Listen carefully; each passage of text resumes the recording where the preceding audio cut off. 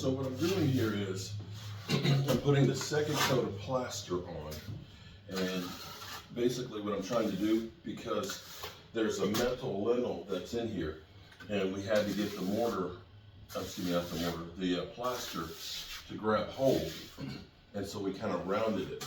So our fireplace has about 3 inches of overlap on each end, so that side's not so critical. But the top and the bottom, there's only like a 1/2 inch. So now what we're doing is we're filling it in, and we're trying to square it off. And something I've learned too about plastering well now, and this is actually amazing because I mixed this plaster up 2 days ago. So I've got a couple of buckets of actually plaster that I mixed. So you're thinking, oh my God, so what do you do with the extra plaster? Well, here's the amazing thing about plaster is if you put water on top of the bucket so that way the plaster is covered and keep it so it doesn't freeze, it'll stay good for years. In fact, what they say is it's better for the plaster to age in the buckets before you use it. And so I scooped out, a couple of scoops here of the plaster, and this is about as smooth, the smoothest I've seen the sand plaster yet. And it literally is flowing like cream. When I first mix it up, it's never quite this creamy. So that's actually a really good thing.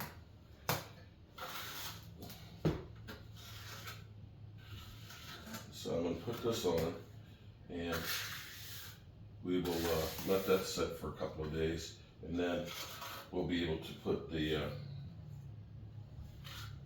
fireplace in permanently. I rough set it in, and actually purposely the spacers I put in there, I left them 3/4 of an inch extra out just so I wouldn't get anything on, because the plaster was still a little bit wet. And I'm one of those impatient people that like to see what it's going to look like. And so I put it in there so I had it at least to take a few pictures and enjoy it. And now this will go through. There's a couple of little cracks with that first coat because it's kind of thick. And this will fill in those cracks and bond it all together. Basically, when you make plaster, they take the lime stone and they grind it up to a powder. It gets heated up and other processes in there. But when you mix it back up with the sand, basically it becomes a rock again. And that's why plaster lasts so long. If you go through like the Sistine Chapel, I think it is, where Michelangelo painted, all that stuff is done with plaster, lime plaster. When we were on our cruise and we went to the Mayan ruins, the mortar that they used when they made the temples, all that is lime plaster, and that's thousands of years old. In retrospect, you're not going to get drywall and joint compound to last thousands of years. It's just not that strong of a building material. It's easy to work with, and it's what we do today. But this is a dying art that you won't see too often. But what was kind of cool was when I was working outside yesterday or the day before, a guy was going to his car, and he said, "When are you going to be finished so I can move in there?" And I was like, I said, "It'd probably be finished the day I die." I said, "Because if the house is old, there's always going to be stuff that needs to be done." I said, "But I said, it's come a long ways." I said, "In essence, me and the wife are living here while we're working on it." And that was true, that this will hopefully live on. My point of talking about him was, he said, the way it's built, he said it'll probably live for another 200 years. And I hope that the work that I've done, along with my brother, my son, my buddy Jack D, and more importantly than anyone, my wife, believing in this project. Because if you'd seen this place when we first got here, most people would have said, hell no, there ain't no way. But as we look at it now, it is one incredible home. And I can say it's been hard work, but I've enjoyed the process immensely.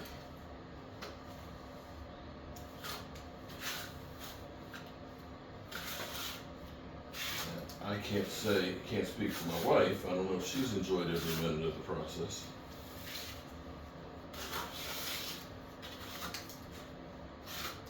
Are you looking for me to weigh in? If you'd like to. I have no regrets whatsoever, and I love this house.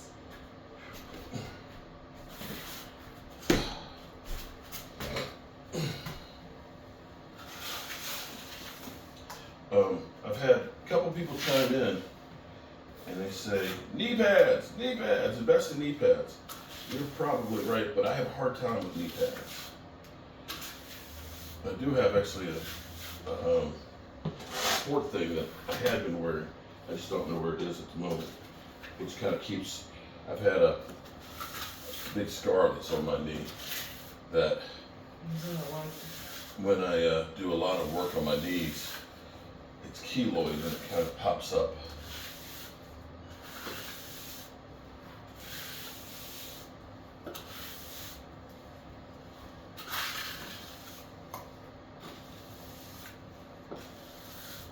Now, we've got something else we're going to be doing soon too, and that is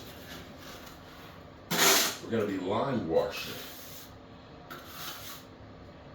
And what's funny is lime washing is basically a 4-to-1 ratio of water and the lime putty. So I have like 5-gallon buckets of lime out there. So I take a gallon of that, 4 gallons of water, and then you add some dry pigment to it, and that's how you get the color. So we're going to do a little lime wash. We're going to test it onto the walls, but we're going to try and do like add a little bit of color to the wall. We're going to add just a little bit of gray. And so what our buddy at Lime Works, where we got the pigment from, to make gray, you basically need black and yellow, black and yellow, black and yellow. 1 part black, 2 parts yellow to make a light gray.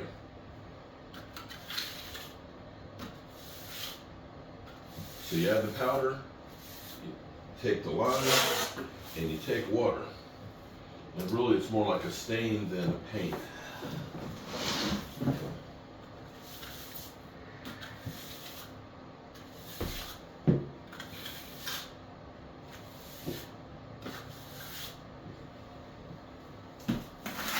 I tell you the coolest thing for me is, as I sit here and do something like this,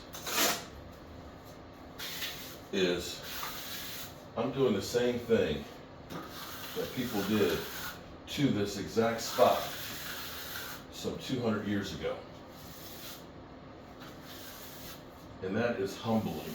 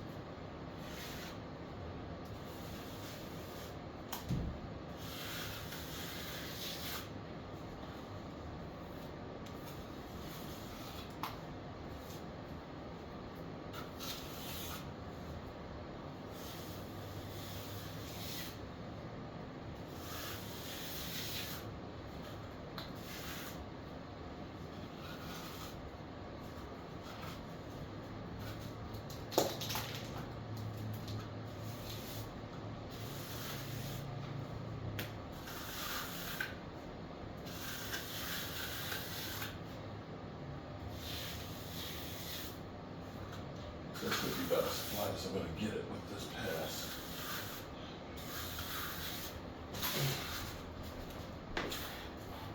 I'm going to let this set a little bit, and then I'll go through it with the sponge plug.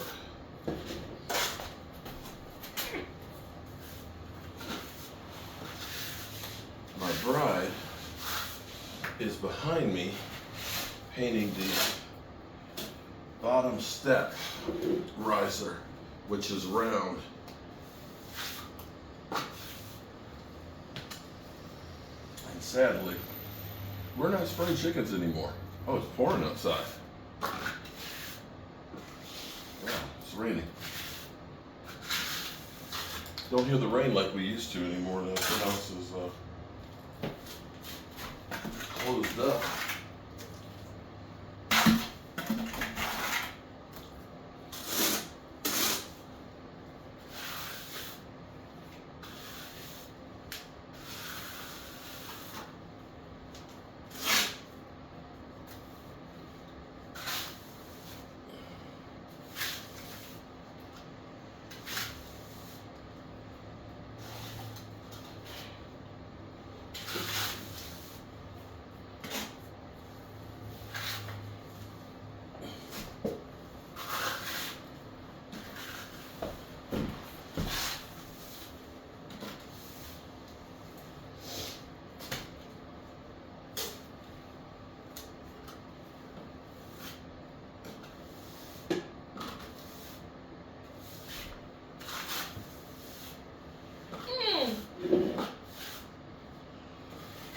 That would be our knees. You all right there, baby?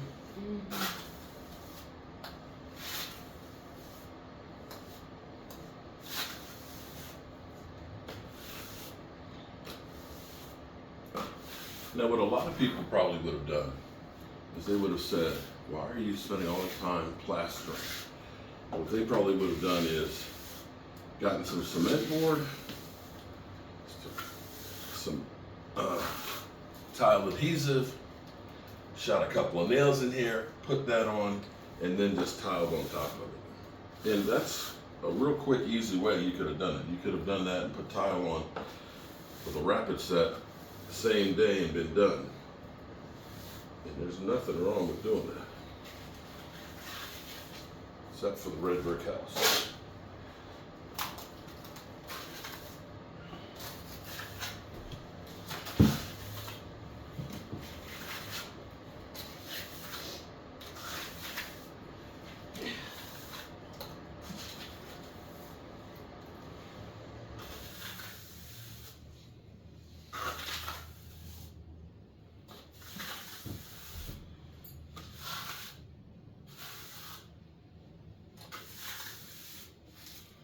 Now, of course, I'm sitting here talking, I just basically have both sides of my neck because we're putting an electric fireplace in here. So, so go figure, but it'll be okay.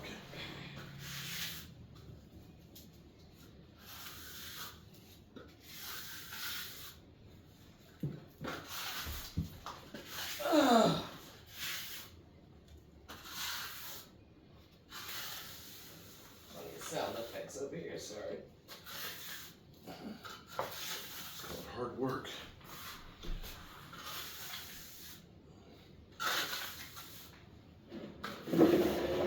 Sounds like music to my ears.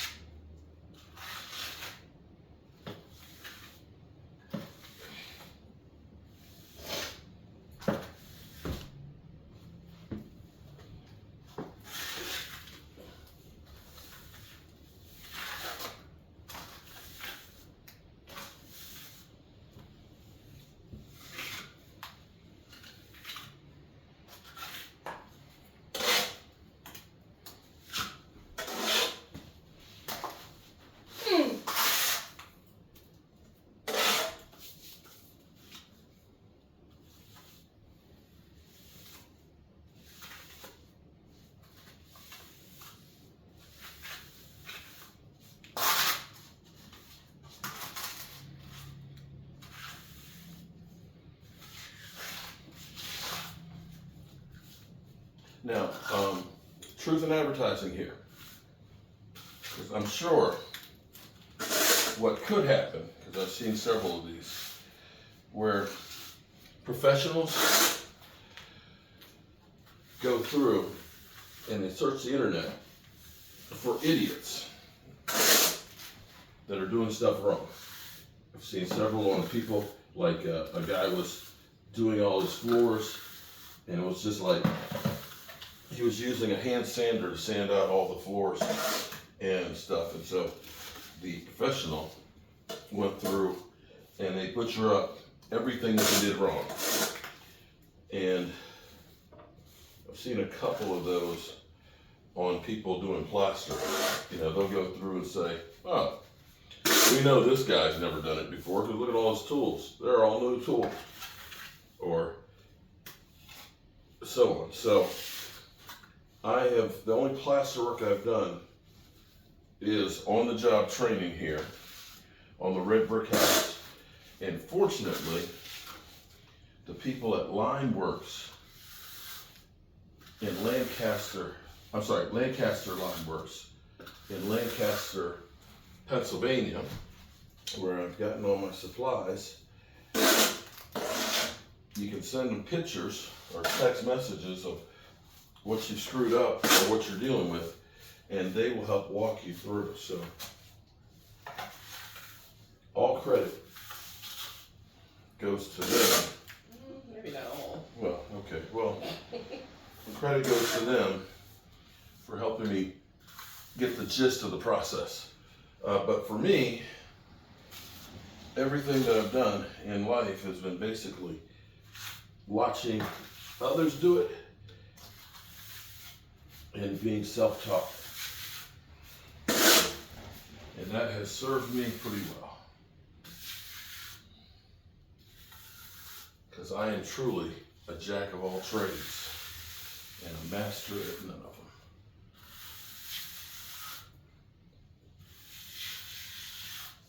But a jack of all trades is better than the master of just one.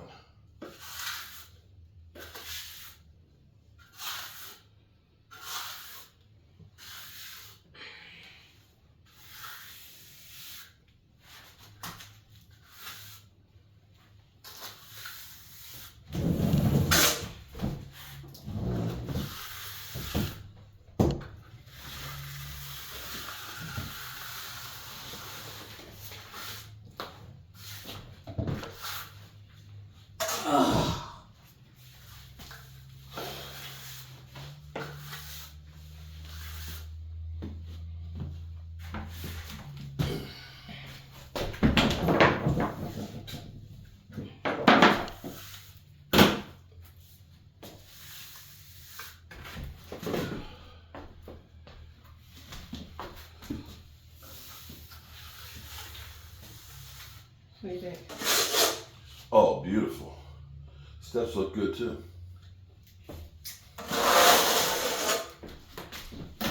Okay. Oh, that So, was great.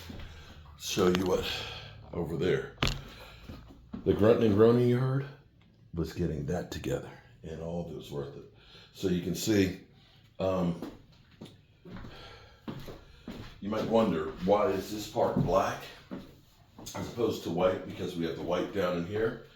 Because the way I look at it is, the steps are a separate thing from the living room. So this is the beginning of the steps, so all that should be black going up. So technically then, shouldn't that, the bendy part? No, because that's still part of the steps. But it meets the same. No, you don't want, no, because then you're looking, you got too much going on. Because you got that black, back to the zebra. The zebra effect. So it's like, Yeah. even though it's kind of like if you have like a giant room, you have a kitchen and living room combination with no wall on it.